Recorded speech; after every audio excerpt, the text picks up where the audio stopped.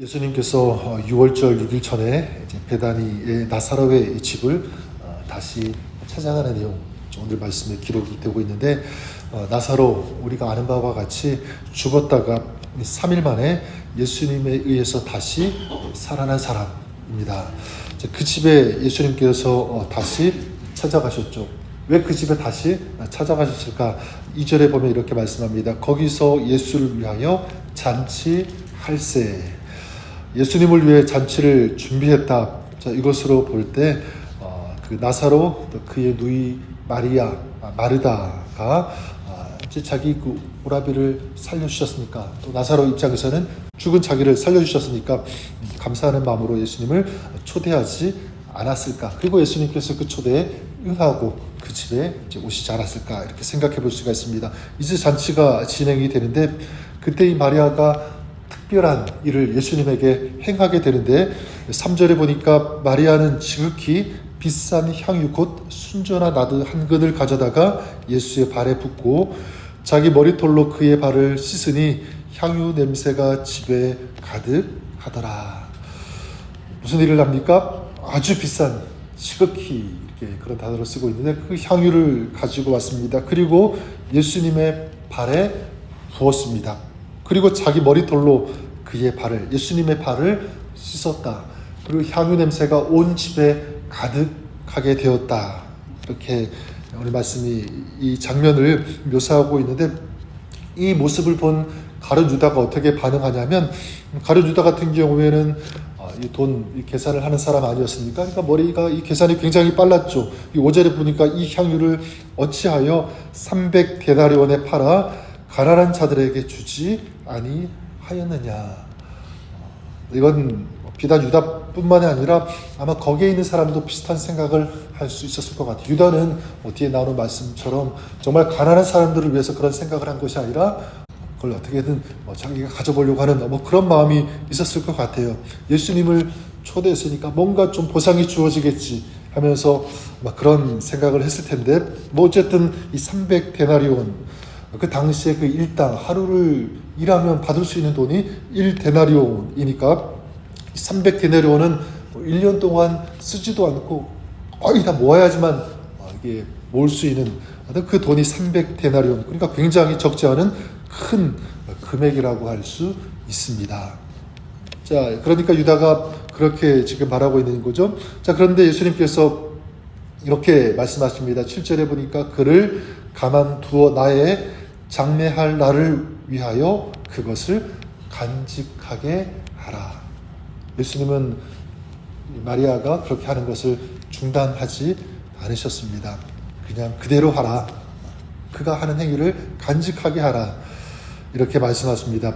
옥합을 깨고 이 머리털로 예수님의 발을 씻는 이 모습, 마리아가 행한 이 일에 대해서 다른 성경, 특별히 이 복음서에도 이렇게 다 소개하고 있는데, 마태복음 26장 또 마가복음 14장 같은 경우에 예수님께서 뭐라고 말씀하시냐면 이렇게 말씀하세요.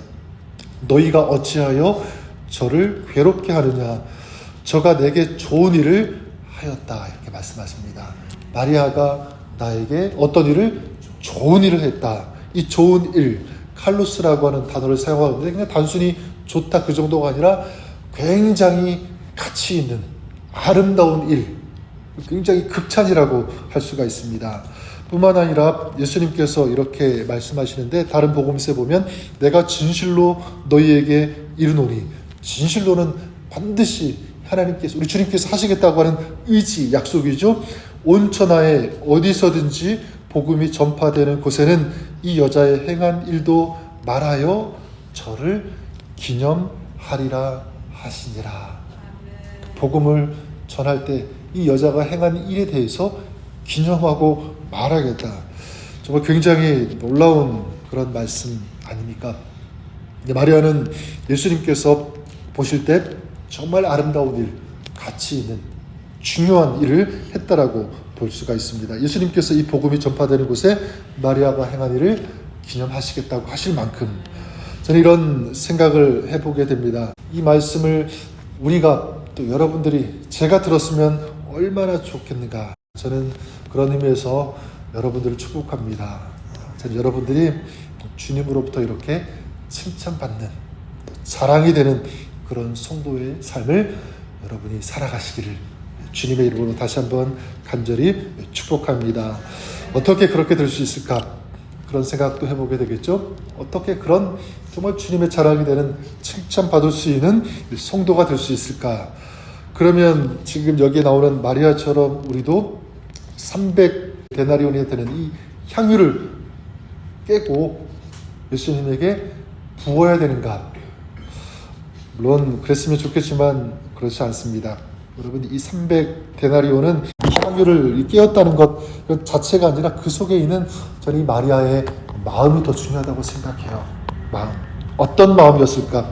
저는 향유를 부었지만 마리아 안에 있는 그 마음을 예수님에게 쏟아 부었기 때문에 예수님께서 마리아를 그렇게 인정하셨다, 칭찬하셨다라고 생각합니다.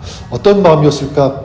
여러 가지가 있겠지만 한 가지만 꼽는다면 감사의 마음이라고 믿습니다. 감사를 드리는 그런 마음. 이 300데나리온을 부은 이 마리아, 저는 또 한 번 질문해 볼 때, 그러면 이 마리아와 이 마르다, 이 나사로의 집이 굉장히 부자였을까?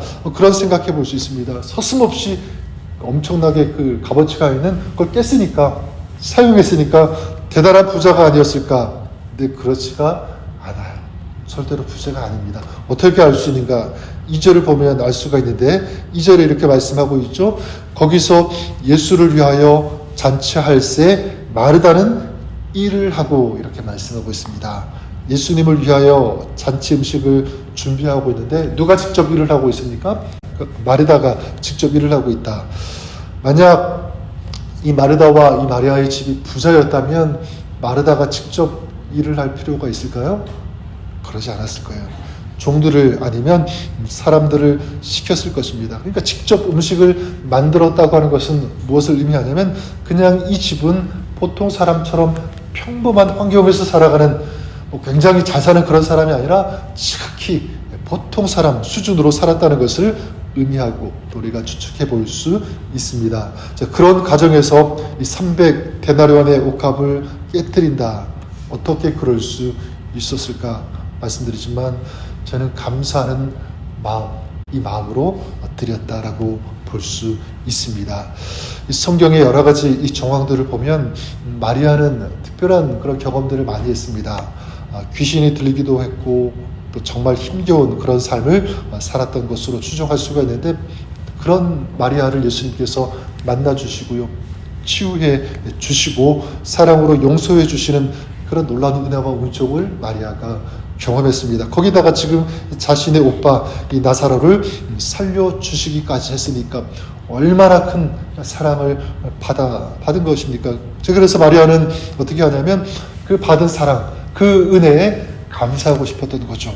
그래서 300데나리온의 이 향유를 예수님께 부었는데 그것이 도무지 아깝지 않은 그런 마음으로 드릴 수 있었던 것입니다. 여러분, 이 마리아가 그런 은혜, 그런 사랑을 받았다면 여러분, 우리는 어떤 사랑, 어떤 은혜를 받았을까요? 저는 이것을 생각해 보는데 마리아가 받았던 것보다 훨씬 몇십 배, 몇백 배 큰 그런 은혜를, 그 사랑을 우리가 받았다고 저는 믿습니다. 왜냐하면 예수님께서 우리를 살려주시기 위해서 우리를 위해서 죽으셨기 때문에 그렇습니다. 이게 십자가 사건이잖아요. 피 한 방울, 물 한 방울까지도 예수님은 다 우리를 위해서 쏟아 부어주셨다. 우리를 위해서 죽으셨다는 사실. 어떻게 보면 예수님은 우리를 위해서 당신의 가장 이 존귀한 이 몸, 이 옥합을 깨뜨리신 거예요. 찢기신 것이니까, 상하신 것이니까, 피 흘리신 것이니까 그 옥합이 깨지고 피를 우리를 위해 쏟아 부어주셨습니다. 이것이 바로 십자가의 사랑, 십자가의 은혜, 그것을 우리가 받은 것입니다. 자, 그러니까 우리는 마리아가 받은 이런 것보다도 훨씬 깊은, 훨씬 더 큰 그런 은혜, 그런 사랑을 받았다라고 볼 수 있습니다. 자, 그렇다면 우리도 어떻게 해야 되는가? 우리도 주님을 위해서 옥합을 깨트릴 수 있어야 된다고 저는 생각합니다. 마리아가 그랬던 것처럼 이제 2000년 전에 마리아가 주님을 위해서 옥합을 깨뜨렸다면 이 시대에 그 옥합을 깨뜨려야 할 사람은 누구인가? 주님의 은혜를 받고 구원받은 우리들 모든 사람들이 크든지 작든지 그 옥합을 깨뜨릴 수 있어야 된다. 이제 우리가 그 차례다라는 사실을 생각해 보게 됩니다. 자, 그러면 우리는 어떤 옥합을 깨뜨려야 될까요? 마리아가 깨뜨린 동일한 그런 옥합은 아닐 수 있지만 오늘 우리에게로 적용한다면 저는 시간의 옥합이 될 수 있다고 생각합니다. 시간이라고 하는 이 소중한 이 옥합, 주님을 위해 사용하는 거죠. 주님을 위해서 드리는 것입니다. 또 주님을 위해 사용할 수 있어야 되는 것. 저는 물질도 마찬가지 그럴 수 있고 주님을 위해서 감사함으로 사용하고 드리는 이 모습, 정말 아름다운 옥합을 깨뜨리는 삶의 모습이라고 할 수 있을 것입니다. 또한 다양한 여러 가지의 모습의 헌신도 될 수 있을 것입니다. 어떤 것이든지 정말 주님의 은혜에 감사해서 또 사랑하는 마음으로 드린다면, 사용한다면 그 모든 것이 옥합이 될 수 있다는 거예요. 여러분들이 그럴 수 있기를 바랍니다.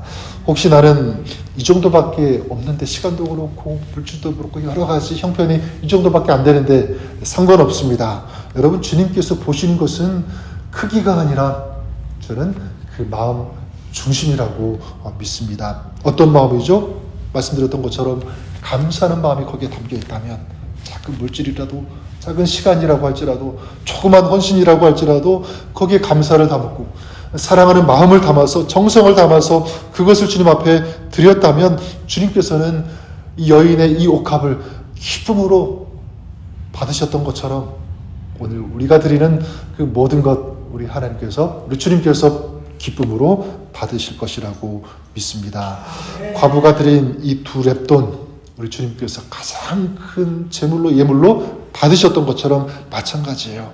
저는 오늘 우리의 삶이 이렇게 그 주님의 사랑을 기억하면서 그 주님의 은혜에 감사하면서 반응하면서 우리 하나님 앞에 오늘 우리가 가진 어떤 것이든지 그 옥합을 깨뜨리고 예수님께 부을 수 있는 그런 삶이 되었으면 좋겠다. 그래서 주님의 기쁨이 되는, 칭찬이 되는, 또 주님의 자랑이 되는 이런 아름다운 삶, 오늘 저와 여러분 우리의 삶 하루가 그렇게 될 수 있기를 우리 주님의 이름으로 간절히 축원합니다.